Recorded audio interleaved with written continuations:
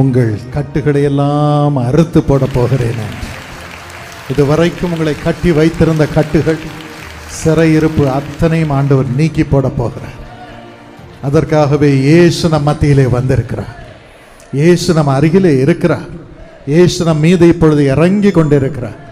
அத்தனை கட்டுகளும் என்று உடைக்கப்பட்டு போக போகிறது.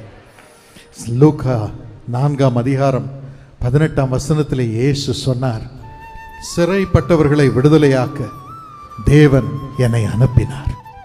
இந்த நாளிலும் நீங்கள் பொல்லாத பிசாசினால், பொல்லாத பிரச்சனைகளினால் சிறைப்பட்டு கிடக்கலாம், கட்டப்பட்டு கிடக்கலாம்.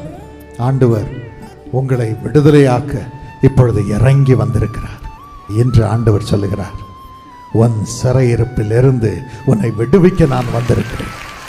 உன் சிறையிருப்பிலிருந்து உன்னை விடுவிக்க நான் வந்திருக்கிறேன்.